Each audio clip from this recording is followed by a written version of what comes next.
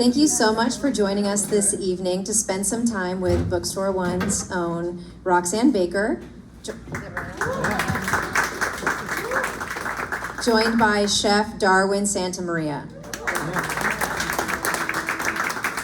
My name's Bryn Durgan, and I'm Director of Programming here at Bookstore One. And I know I see a lot of familiar faces, but also if this is your first time in the loft, then we do want you to know that we are so appreciative of you spending time in this bookstore in what is now our forever home. And it's because of customers like you that we're able to do programming like this, like the hybrid programming that you're seeing here tonight, and our book clubs and writing workshops and everything else that we have going. So now, before Roxanne dishes on her experience of writing Sarasota's restaurant guide, Small and Shrewdly Specific, let me give her a proper introduction. Roxanne Baker is a retired English teacher from upstate New York who has longtime Sarasota family and roots. Currently, she is in her 7th year as a bookseller at Bookstore One. Roxanne also moderates film discussions at Burns Court and through the Osher Lifelong Living Institute at the Sarasota Art Museum. As both a solo diner and sidekick to a restaurant developer, Roxanne sharpened her skills and awareness for not only high-quality food, but an equally important sense of community. Her book, Small and Shrewdly Specific, offers restaurant suggestions for all types of families, couples, or single-person needs. Really, if you can't decide where to eat, you should let Roxanne do the work for you and grab a copy of her book downstairs if you haven't already. One of the restaurants she features is owned and operated by Chef Darwin, who has so graciously made this shrimp ceviche he's so known for. We'll learn later a bit more about Darwin Brewing Co., and Almazonica Cerveceria a little later. But first, we will let Roxanne take it away. Let's give her another welcome.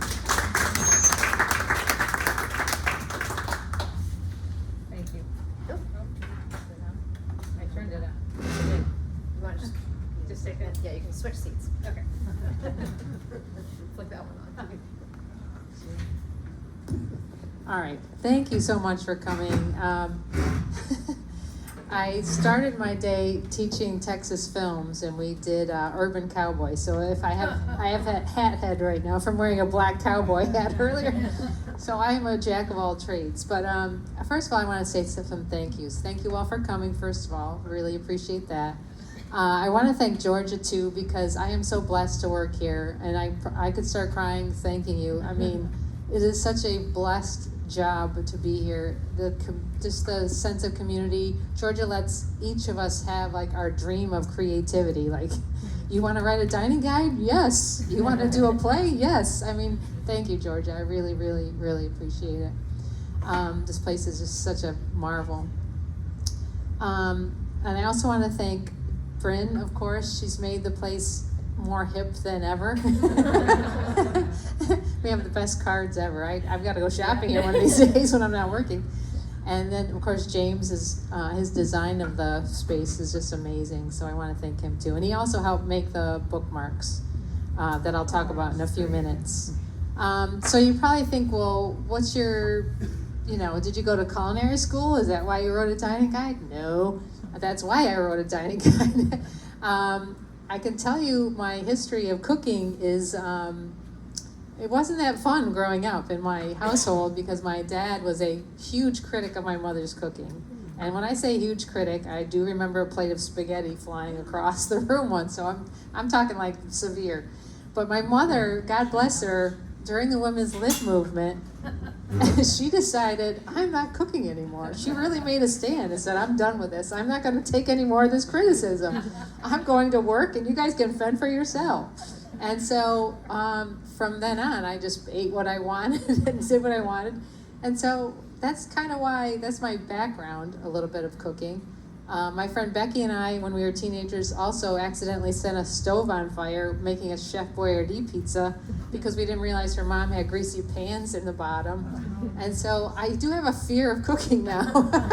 As a result, I'm always thinking something tragic is going to happen if I try to do it. So again, I wrote a dining guide because there are so many great chefs in the area, so many choices of restaurants to eat at, and I thought, people come in and ask us all the time, where should we eat? And I thought, well, why don't I write a book about it? Because my friend Jack and I, Jack Gurin, this is the man right here in the front, He and I have gone to over 250 restaurants in the area and done podcasts. That's how this all started. So that was like the Breaking Bad. That was the beginner series, our podcast. And it's at jackontherocks.com with an X for my name, which I can repeat later. But we do these fun podcasts where we go to restaurants that we've never been to in the area. We go to the parking lot afterwards and we sit in his car and we just talk about the experience, what we liked, what we didn't like. And so from those restaurants, I chose, which seems random, but I'm very specific. That's why it's Shrewdly and specific. I chose 31 of those restaurants to put in my book because while I don't know a lot about cooking, I do know a lot about feeling at home in a restaurant or feeling comfortable or feeling like you're special. And that doesn't happen at every restaurant, as you probably can think back to. So I chose the restaurants where I really felt comfortable and where I think it's consistent and I think it has longevity. Because as you know, the restaurant business is tough. A lot of restaurants go out of business, especially in this area. So I chose restaurants that I think have longevity so that it's not going to be an outdated book in a year or so. So that's why I wrote it.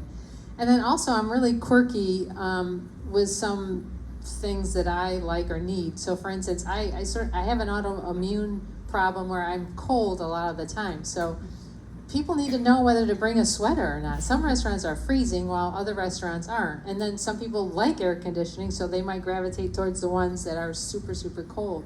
So I wanted to put those specifics in, and I have 13 categories of specifics, like romantic. So if you want a romantic meal, if you want a family dining experience, slow food, because some places take their time. You can't just go in there and expect to get to a show at a certain hour. You have to kind of wait for the experience. So I put in those markers in the key to sort of help people decide what they want for a certain night. I know some nights people, especially on vacation, people don't want to dress up at night. You know, they've been at the beach all day, they're tired, they just want a place where I have Old Florida. So if it says Old Florida, that means it's a place where you can just kind of go in your shorts and not worry about it.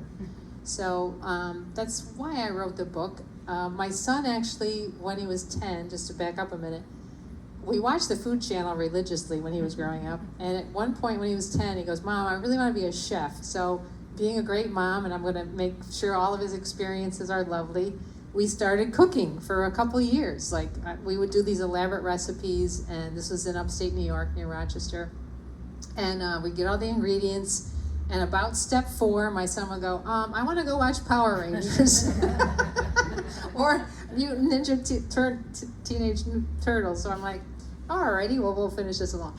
But I didn't mind doing it. It was fun. So I finally took him when he was about 12 to Emerald's Restaurant in Atlanta, and I'll never forget it because the hostess said, "Oh, do you want to sit at the chef's table where you can watch the chef?" So I thought for sure Liam would say yes, and he said, "No, our booth is good."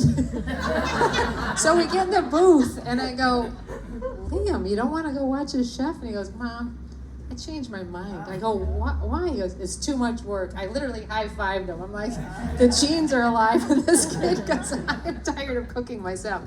So if you don't like cooking, you'll also like my book because there are so many good chefs. Why bother, right?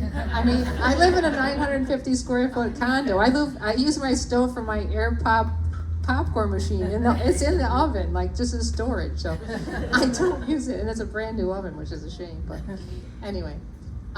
So I just want to thank you all for coming, and we'll take questions and answers. And Chef Darwin was so nice. He's in my book. He's the first one in there, partly because it's alphabetical, but partly because I love his restaurant. And I will say just a few things about why I chose your restaurant. When Jack and I went there, again, you just feel a sense of home. You feel like it's a team of people that are making the food. I think you were there the first time we were there. You're there, you're doing it. It's not farmed out. It's real food, and it's simple food that tastes really, really good. So I'll just never forget the first time we had the chimichurri and the plantain chips. I mean, if that's fantastic, you almost don't even need anything else because you know what I mean. You get that sense of like this was homemade. This is special.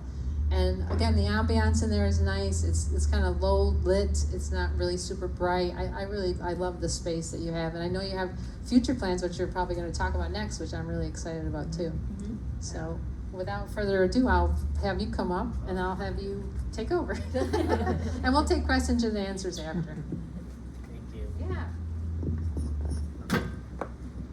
Hello, my name is Darwin Santa Maria. I can say I was born in Peru, but made in Sarasota. So, I've been here, I moved here in 1989 from Peru. I came here as a political asylum because my dad was a mayor in Peru, so we're targeted for the Shining Path. Are you familiar with South America? Shining Path was really bad at that time, so we came here in 89 just to finish high school. But we loved it so much, and we came in Sarasota before the boom was big. So didn't speak any English. I graduated from Sarasota High School, very proud, but always knew what I wanted to do. You know, my mom in Peru, we were from the jungle, from the Amazon part of Peru. So when I was little, before farm to table was big, we did everything from our farm. We cooked everything from our farm. I have a brother and sister. They hate the restaurant business. I'm the only one who loves it. So when I first came to this country, I always knew what I wanted to do. I always knew that cooking is my passion. So I started cooking before this big development. I don't know if you guys here for a long time in Sarasota, with the Ritzes. There used to be a marina. I used to work this Italian restaurant called Nick's on the Water. Started washing dishes. But I always was watching the chef cooking. I was 15 years old. I told him I was 16. I always was watching the chef making pizzas. So I was like, you know what? Every time that I was watching. One day that one of the line cooks called in sick, and the chef goes, "Who are we gonna call?" I said, "Chef, I can do it." "No, you can't." "Yes, I can work the line." So at 15 years old, I worked the line. But at that time, I didn't know there was a culinary school. You know, all my friends were going to Florida State, UF, Miami. But my chef was graduated from Johnson & Wales in Providence, Rhode Island. So at that day, he was like, "Darwin, where are you going to go from after high school?" I was like, "Yeah, I guess I want to go to UF, you know." But I didn't know what to do, and he goes, "Darwin, you know, you're good in the line. Why don't you I want to take you to go to culinary school." Culinary school in Peru, the only people that cook, it's not well received in Peru. It's like in Peru there's a lot of machismo. Only the women cook. If you're a male, they look at you, you're gay. That's what it did, you know. But sometimes before there was a lot of bullying too when I was cooking in Peru. I was cooking with my grandma. All my friends were calling me all these names, and I was cooking, just hiding myself, you know. But here, the chef took me to Johnson & Wales. They opened up in Miami, and I was like, this is it for me. So I stayed, and I can say that I graduated from culinary school. I worked in great restaurants in Miami, but Sarasota for me was always, I'm from this small little town in the jungle. In Sarasota, I was like, you know what, I want to make a name for myself in Sarasota. You know, I started as a sous chef at Michael's on East. Then I was a chef at this restaurant by Moore's Market, used to be called Fred's. And I was 20 years old, and all of a sudden, we used to have a wine store there. We used to have wine dinners. Peruvian cuisine wasn't that big at all at that time. I was smuggling in a lot of fruits from Peru and the spices because we didn't have that back at that time. So one day, the sommelier from the wine store, Freddie Madsen, said, "Darwin, we're gonna do a wine dinner." It's like, let's go South America, let's go Peruvian. So I went all the way in. There was 30 people. I didn't know who they were. All of a sudden, 2 months goes by. I got named the top 10 chefs, Food and Wine magazine, and I got to go to New York. I've never been to New York. So I was 20 years old, and I experienced, and I was married too. I got married very young with my wife. I experienced a great deal to be with a French laundry chef, Beacon Hotel, and this is me, this little kid from the jungle in Sarasota, hanging out with all these great chefs. So anyway, and for the first time, it was a camera on me talking, and my wife was helping me out. So, and then you got all these girls trying to talk to me. And my wife was like, "Honey, let me enjoy my 5 minutes of fame a little bit, please." So anyway, I came back with a sense of, after 20 years old, I think I'm doing something different. They picked me because I'm from Sarasota. I think I'm doing something different. So I told my wife, let's open up a restaurant. And it was like, I didn't have any money. I loaned some money. The owner wanted to open up a Latin restaurant, but he didn't see Darwin, Sarasota is not ready for a Latin restaurant. So it was 2002, So I decided to open up a restaurant called Selva Grill. You familiar with Selva over here? So 2002, me and my wife opened up Selva Grill. It was only 7 tables on Clark Road where Dead Weiler's is. There's a little restaurant, I forgot the Italian restaurant. Puccini's? Yeah. That tile is in Puccini's, I put that tile. It's still there. In that place when he started there. So I put that tile. Wow. So anyway, we opened up Selva and in 2002. The AC wasn't working well. Oh my God, it was a headache. We didn't have enough money to put AC. And it just happened that a local celebrity, Brian Johnson, I met him at Fred's, but I didn't know him that well. One day he called me, Darwin, let me go to your restaurant. And my AC breaks. And I went table by table, only had tables. Went table by table, apologized, I'm sorry. And then he went with Joe Perry. There was a 7 top. And I'm freaking out, I'm sorry, Brian, I'm sorry. And then Joe Perry asked, hey, where's the name Selva comes from? Oh, what does it mean? I was like, it means jungle. Excuse my French. He says, no shit. I'm sweating over here. I was like, oh man, I don't know if it was a compliment. It was like, so the food was good. But anyway, months passed by and then Zag Ed, we got rated the best restaurant in South Florida that day on that small little shopping center. Yeah. So that's when we decided to take the next step, and we went to downtown Sarasota. So anyway, to make the story short, I don't want to, I think this business has shown me a lot. I love this business. In 2010, I sold my business, went back to Peru, but Sarasota is always calling me back. I came back, I opened up a brewery, a brew pub, Darwin's Own 4th. I developed, coming new, I make a lot of beers, different beers. My base is cooking. Through cooking, I can brew beer, I can distill, I can make energy drinks, I can make all these little things because my base is cooking. So I decided, let's go into the beer business. I start brewing horrible beer at the beginning. So we did something unique. We put a lot of Peruvian flavors into it, And then, sometimes you think with your heart as a business person, passion, I wasn't well trained being a businessman, Things, I call it a learning experience. Didn't go the way that I wanted to, so I decided to part ways with the brewery. So, no hate for everybody, it was just a learning experience within. I went back, I opened up, I started doing some consulting. Through cooking, I have 3 kids. I teach all my kids to cook. I don't want them to be in this business, but everything evolves through cooking. Meeting, making friends, your religion, you have different kinds of religion. You can connect with everybody. So anyway, after that, I met this I consider one of my great friends, Manny Machado, the player from San Diego, Padres. He was in my restaurant and he said, Darwin, let me take you. I opened up a restaurant. I didn't know which way to go. He said, Darwin, he was playing for Baltimore. Let me be my private chef. He was one of the restaurant. I don't want to be a private chef. So I went to being a private chef with him. He took me to Baltimore. I went to the Dodgers with him, and I went to San Diego. I can say myself, I'm the $300 million chef from because he signed with me. I keep saying with it. But I learned a whole different aspect of being a chef. For now, I learned something different.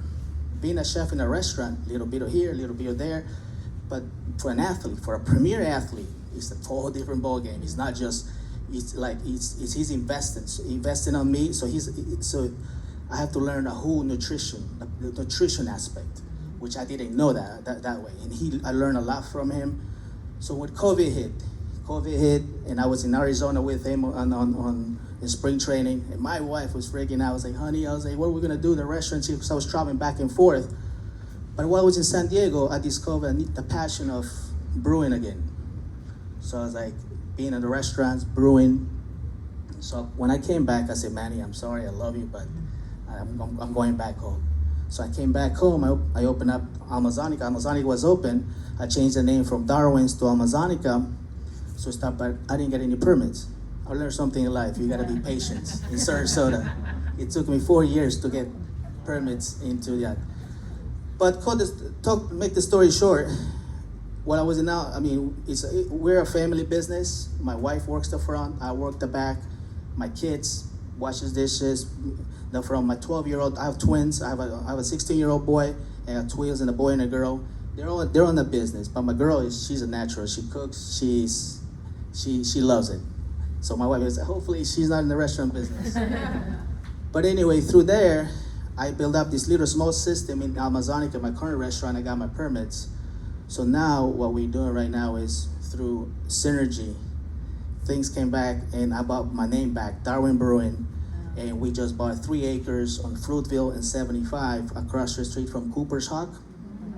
So everything that I learned through this experience, through my journey of restaurant, brewery. So we're gonna have, I love soccer, so we're gonna have soccer fields over there. We're gonna have a stage for live music, a nice beer garden, open kitchen. I like to have open kitchen because I'm a very hands-on chef.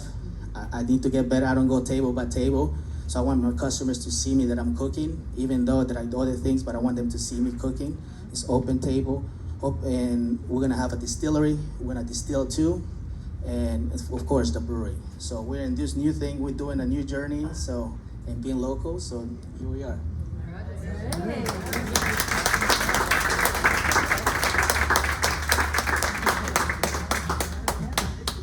Okay, so now we'll take some questions. Yeah, you guys can pass. Okay. Yeah, we can pass the mic. So we'll take questions or whatever you want to say. I have a beer question. Okay. Yes. Go ahead. What makes it Peruvian? We put indigenous things in. For example, next week I have a porter. With respect to beer, I'm not here to change the beer scene. So we put the Amazonian cacao. We put Amazonian peppers. Okay. We do sour beers. It's called Hicharavita peppers from the Amazon. We use a lot of indigenous fruits with a lot of ingredients from Florida. I have Florida oranges. We use Peruvian spices, Peruvian fruits that you never heard of it, so we put into our beers. Oh, great. Love to try that. I have a comment. When you're talking about your soccer fields, Paradise, our soccer team that we're going to have here, great timing, Are you familiar with them? Yes, Talking with them? and Okay. Messi signed Of course. for Miami, so even better. So, I have a question for both of you. Are there any ingredients that you think are overrated or underrated? Roxanne first. See, this cord's stuck. I won't say any ingredients are overrated or underrated, but I will say I don't like over-prepared food. So some places just kill food with all sorts of toppings and gravies, and that's something I don't think is necessary. Like, I really love salmon, and you don't need to do a lot with salmon if it's a good piece of quality fish. So that would be my statement. I think simplicity is what makes the food, simplicity makes the food better. Now, I think people forget you always have to go back to your roots, like even the American roots. I grew up most of my life here. A Peruvian can go to my restaurant, he says, this is not traditional Peruvian. No, because out of respect from here, I mix it up different flavors from here and Peruvian flavors to it. So simplicity is the best. Yeah, go ahead. I'll share with you something that's very funny. We were out for dinner one night and we ordered a particular dessert. The waitress said, "Oh, that didn't come off the truck yesterday." Not exactly homemade food. Yeah, go ahead. I have two questions. First one for Roxanne. What is your favorite restaurant here in Sarasota? You gotta say There's actually 31 in the book. I mean, really, when I think about where would I really like to go, and again, I tried to pick things of different genres per se to fit everyone's needs, family, romance, whatever. So those are all my favorites. If you said where do you want to go tonight, it would be one of those in the book for sure. It almost reminds me of working with Roxanne when someone comes in and asks for a book recommendation. Yeah, where the question is, well, what's a recent author that you really loved, and you get it. What are some of your all-time Right. favorite books? So this book did feel like, after spending time with you working, you conversationally chatting to people about the best of the best in that way, in such a casual conversational tone that we get to know you a little bit too. Oh, thank you. I really appreciate that. I just think we should still be in favor of human endeavors instead of Chat GPT and everything. And I made these bookmarks, or sort of homespun situations. They're not to scale. So, but I just sort of wanted to give people a rough guide of where is this place in respect to. I'm a globalist, which is another reason why I'm not a cook. I'm not a detail person. Just throw it all in there and see what happens. But that's why I sort of did that too. So I champion human things by hand. I just hope that we don't lose that in our world. And you had a second. And then the question for Chef, when does your new restaurant open? We start construction November, so hopefully 2025 on January. If not, I always say add 6 more months. I hope not. I hope not. We have yet to find a decent Chinese restaurant. Yes. Yeah, I don't have any Chinese restaurants in there. You're right. Well, That's a tough one. yeah, I found that to be so. It is tough. Darwin, where do you like to eat? Being at work all day, to be honest with you, we don't. Last night, actually, my wife's restaurant last night, and we don't go out and eat that much. On Sundays, we all close on Sundays. I cook with my kids, but I like friends that are in the industry. I like my friend Pepe from Napoli. I go to Napoli a lot. Stephen Phelps for Indigenous. I go there probably once every 2 years because he closes on Sunday, so I have to get a day off during the week. Yeah. So, but we don't go out much, to be honest with you. That's why there's a lot of things to me to see too. I think the book's going to be very helpful too for me to see, because there's a lot of new restaurants open up in Sarasota. So I haven't really, hopefully they stick with, I haven't seen that many, I respect a lot of chef-owned restaurants. I respect Steve, I respect Pepe I respect the guy from Sardinia. I love going to Sardinia. I mean, we always have a beer after work. We talk about the industry.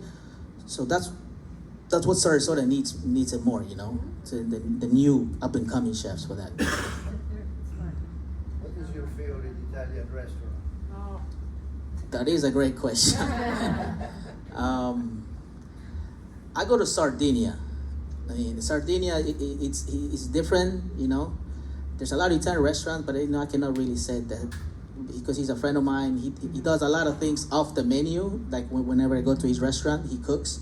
So that's why I like his place. I mean, if money's not an object or an issue, I like Marcello's a lot. Again, I call it dinner and a show because he's cooking there. He's amazing. He's almost a one-man band, and you see it happening. And again, I think that's why it's great that you're going to have that option. It's fun to watch the chef. When you say the truck on the dessert didn't come in, and Marcello, I forgot Marcello. When I'm really busy, I go, Marcello, please, I need to Chilean sea bass. Huh? So he's amazing. He's like I said, he's there. He's always cooking, and he's amazing.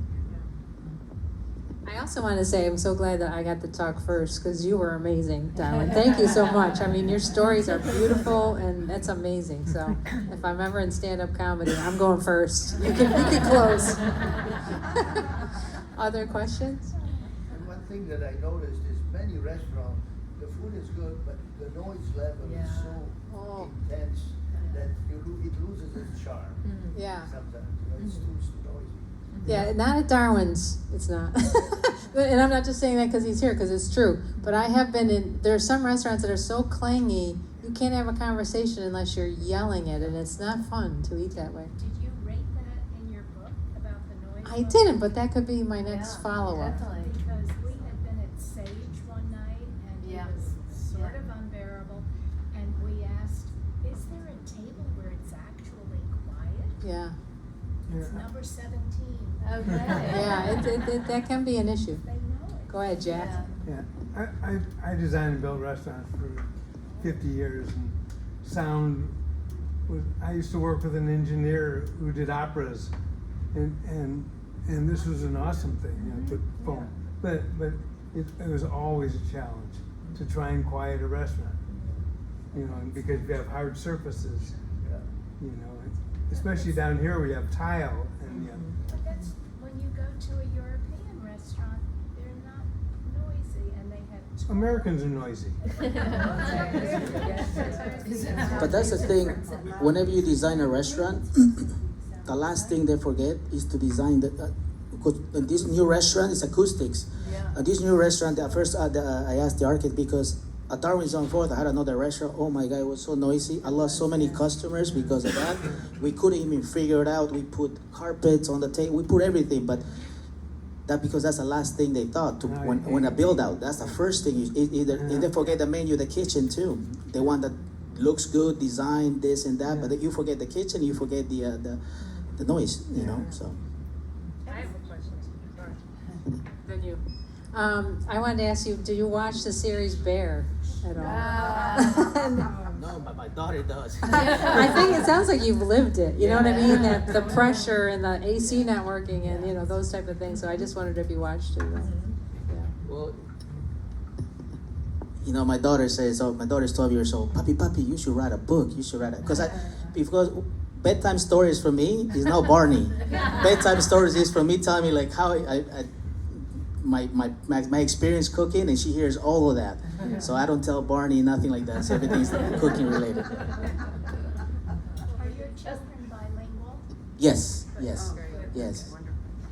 was gonna ask, how do you two feel about sites like Yelp and Google reviews? Well, again, another reason I wrote the book was to be positive. I just think we need more positive forces in the world in all sorts of ways, and my contribution is to be positive. That's why I picked the restaurants that I can only say good things about. And even when Jack and I do the podcast, even if we don't like something, we don't make it to be such a big deal. We have a gifted life, for Pete's sakes. Look where we're living. There's nothing that's going to make or break, you know, so we downplay that. In fact, I had to give Jack a lecture once about, you got to be honest. Because he's always like, it was okay, it was good. I'm like, no, be specific. We have to be honest. But we never, I don't like those reviews, to getting back to your question, because it brings out the worst in people. People that are angry, sometimes for not even the reason that they're saying. They're angry about all these other things. I know I have a master's in counseling, and they take it out on this poor restaurant or store or whatever. And it's wrong to do, I think. It hurts business because some people actually believe those things, you know, where a restaurant could have a bad day, for instance, too, or a bad, you know, situation. You don't know what's the backstory on all that. So I don't like those reviews. I'll read the positive ones, but if I see negative, I don't read them because I just don't want to be negative. I don't read them, to be honest with you, because my wife does. Nowadays, it's easy to grab and review a restaurant without even, either you make or break a restaurant. There's a writer called Chris Sherman, bless his soul. He's a writer for Florida Trend magazine. When I moved to Selva on downtown, he went there. And, you know, new restaurant, busy, you got a train staff. We were not ready. I mean, the hype was there. We're not ready. So when we opened up the restaurant, I didn't know who he was. So he went to the kitchen, knocked in the kitchen. He said, let me speak with the chef. And that's the first time I met him. He said, chef, he told me everything. He was honest. I'm very disappointed because of this. Right to my face. Either you take it, you say, you get better. You could tell me to whatever. I don't, but I took it in a way. I was like, thank you. I looked at his eyes, said, thank you so much for letting me know that. So I got better. In the next year, we got Golden Spoon, you know, because I took it in a way. I appreciate it when a customer, I don't want to hear everything. Sometimes everything is good, but something that you don't like it, be honest and let us know. I tell all my customers, please go tell the chef, go tell the owner. Because now it's easy, go back on social media without even knowing the background. Now, if you go back, you give another chance to let them know. If they don't get better, well, then you can do it.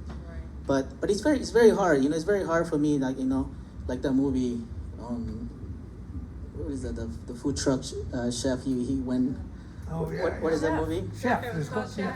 Yeah. I have many stories about that too. So because I had this chef, she call it chef. She's been working for me for 15 years. 15 years. There's new cooks. They're coming in. Oh my God, chef is so amazing. Takes his time. He teaches us. And that girl goes, oh my God, you didn't know him 15 years ago. So you have to evolve. You know, my kids made me grow. My kids make me evolve. So that's, but. Thank you. Anything else? Do you think there'll be more food trucks? All depends on all depends on the city, you know. I know the city. I had a food truck before. It was very hard for me to make a living in a food truck. But now I think the city's changing right now. You know, I got kicked out of the Gator Club one time because another restaurant called me. We had a line on the Gator Club outside, and they complained that we had a line, but I didn't know that you have to ask for a permit. Yeah, I wonder where you went. And I got a $1,500 fine, but they were cool about it. I didn't pay but anyway, it's very hard. But we're talking about 10 years ago, but I think now it has changed a lot. So. Yeah, hopefully. Cool. Then I think we'll wrap up. And then if any of you want Roxanne to sign your book, you can. And these two will hang around a little bit. And yeah, but let's give another.